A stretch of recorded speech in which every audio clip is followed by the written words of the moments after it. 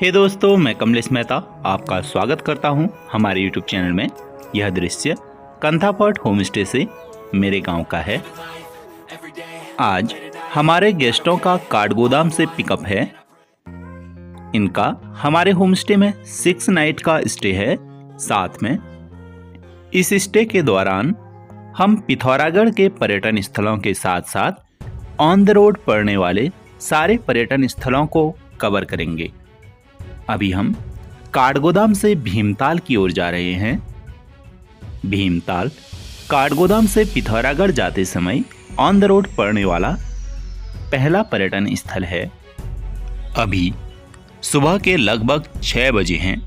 प्रातःकालीन भीमताल शहर का यह विहंगम दृश्य किसी को भी मंत्रमुग्ध कर दे। प्रातःकालीन सूर्य की पहली किरण धरा पर पड़ते ही मानो धरा सजीव हो उठी हो। चारों तरफ इंसानी चहलकदमी, चिड़ियाओं की चहचहाहट। यह देखकर ऐसा प्रतीत हो रहा है मानो भीमताल शहर अंगड़ाई ले रहा हो। प्रातःकालीन भीमताल शहर के खूबसूरत नज़ारों का लुत्फ उठाने के पश्चात हम जा रहे हैं भीमेश्वर महादेव के दर्शन करने। इस मंदिर का निर्माण पांडवों ने किया था।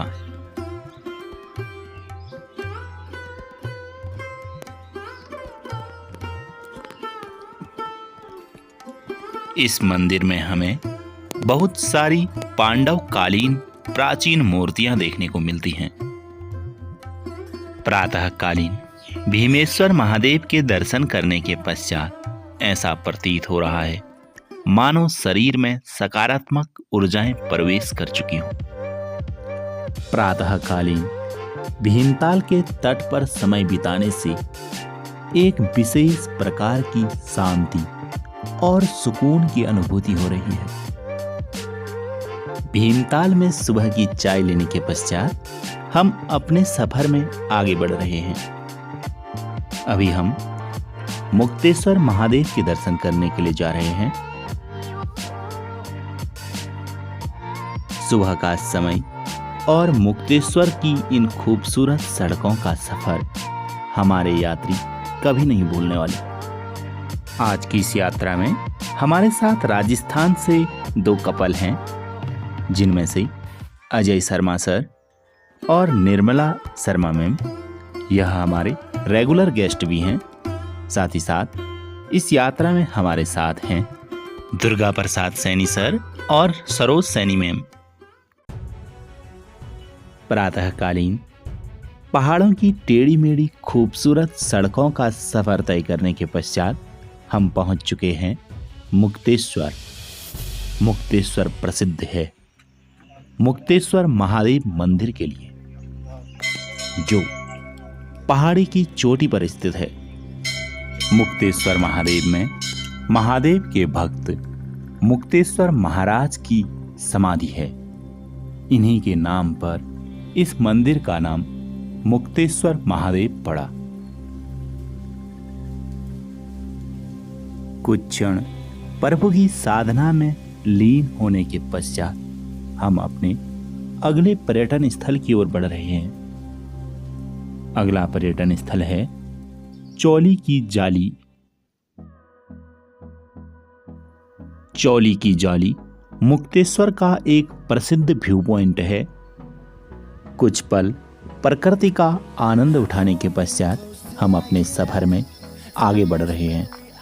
अभी हम पहुंचे हैं डोल आश्रम। डोल आश्रम आध्यात्मिक साधना और वैदिक शिक्षा का केंद्र है। डोल आश्रम के दर्शन करने के पश्चात संध्या काल में हम पहुंचे होम स्टे में। आज हमारे अतिथियों का हमारे होम स्टे में दूसरा दिन है। आज हमारे अतिथियों ने यहाँ के मौसम का आनंद उठाया। गर्मियों में सर्दियों के कपड़े पहनने पर मजबूर कर दे, यही तो पहाड़ हैं। आज हमारे अतिथियों का हमारे होमस्टे में तीसरा दिन है और आज हम जा रहे हैं थलकेदार मंदिर के ट्रैक पर। अभी हम पहुंचे हैं गुरना माता टेम्पल के पास, जो हमारे होम स्टे से महज 2 किलोमीटर की दूरी पर स्थित है। यहाँ तक हमारे अतिथि अक्सर मॉर्निंग वॉक और इवनिंग वॉक पर आते हैं।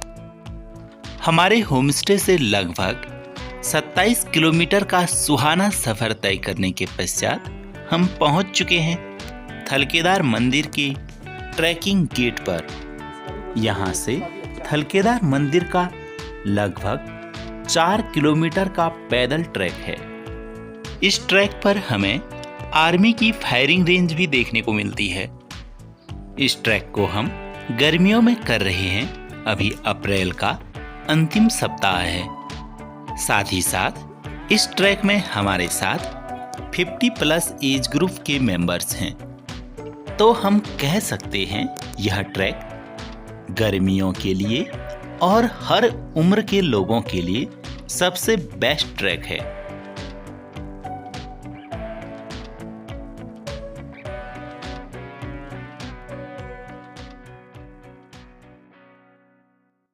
दोस्तों, आप कभी भी थलकेदार का ट्रैक करें तो मॉर्निंग का समय चूज कीजिएगा, बहुत ही अच्छा रहेगा। जैसे जैसे दिन बढ़ेगा तो धूप रहेगी, बट यहाँ का जंगल बहुत घना होने के कारण यहाँ आपको बहुत ज़्यादा ठंडा महसूस होगा और बहुत ठंडी हवाएं चलेंगी, जिससे ये ट्रैक बहुत ही रोमांचक लगता है।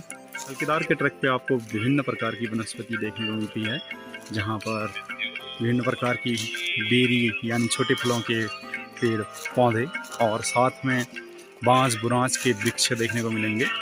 या कुछ बांस बुरांस के वृक्ष हैं जो न जाने कितने सालों से हैं, देखकर लगता है कम से कम 400-500 साल पुराने तो होंगे कुछ वृक्ष।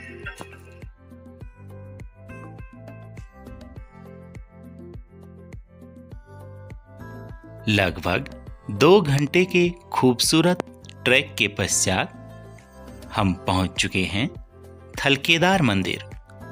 तो चलिए दर्शन करते हैं थलकेदार महादेव के और साथ ही साथ आनंद उठाते हैं थलकेदार मंदिर से चारों तरफ के विहंगम दृश्यों का, और साथ ही साथ जानते हैं थलकेदार मंदिर के इतिहास के बारे में।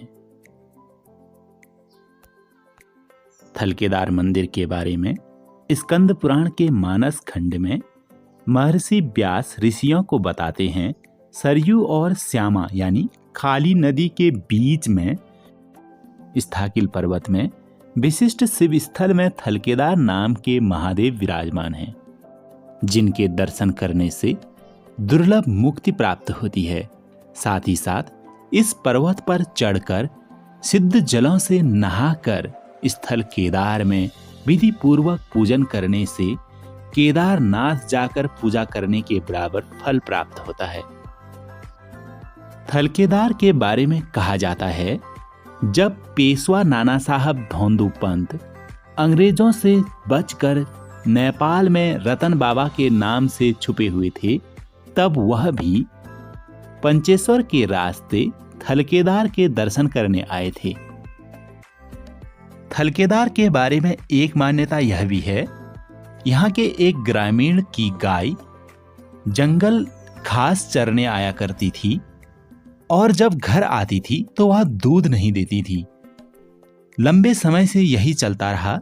एक दिन ग्रामीण ने अपनी गाय का पीछा किया तो उसने पाया वह यहाँ पर शिवलिंग पर अपना दुग्धाभिषेक कर रही थी, जिससे उस ग्रामीण को यहाँ पर स्वयंभू के दर्शन हुए और तत्पश्चात यहाँ पर पूजा पाठ प्रारंभ हुई। थलकेदार के बारे में एक धारणा यह भी है, यहाँ पर जो भी आया खाली हाथ कभी नहीं गया। कहा जाता है एक बार राजा खड़क सिंह अपनी विशेष मनोकामना लेकर यहाँ आए थे और बाबा ने रातों रात उनकी मनोकामना पूर्ण कर दी, जिसके बाद राजा खड़क सिंह ने यहाँ पर एक जलकुंड का निर्माण किया, जिसे खड़कोनौला के नाम से जाना जाता है। यह थलकेदार मंदिर के बारे में कुछ जानकारियां थी जो हमने यहाँ के व्यवस्थापक स्वामी व्रतानंद के द्वारा प्राप्त की। थलकेदार के दर्शन करने के लिए कुछ बातों का विशेष ध्यान दें। कम से कम 7 दिन पहले से लहसुन प्याज का सेवन नहीं किया होना चाहिए। साथ ही साथ अगर शिवलिंग पर जल चढ़ाना हो तो खाली पेट यह ट्रैक करें।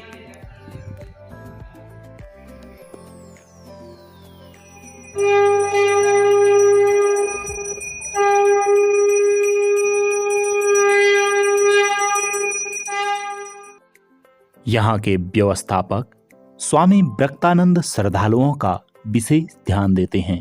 लगभग 2 घंटे प्रभु की साधना में लीन होने के पश्चात अब वक्त आ चुका है होमस्टे की ओर प्रस्थान करने का। यह आज हमारे यात्रियों का पिथौरागढ़ में तीसरा दिन था, जिसमें पहले दिन हमने on road site scene cover किए, दूसरे दिन हमने होमस्टे का आनंद लिया और तीसरे दिन आज थलकेदार मंदिर का ट्रैक किया। लगभग संध्या काल में अभी हम होमस्टे की ओर प्रस्थान कर रहे हैं।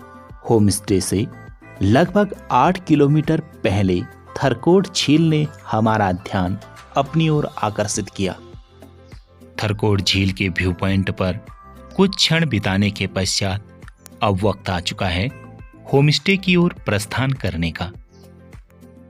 थरकोट झील का और पिथौरागढ़ के पर्यटन स्थलों का पूरा वीडियो अगले भाग में आएगा। तब तक के लिए हमारे साथ बने रहें और हमारे YouTube चैनल को सब्सक्राइब अवश्य कर लें।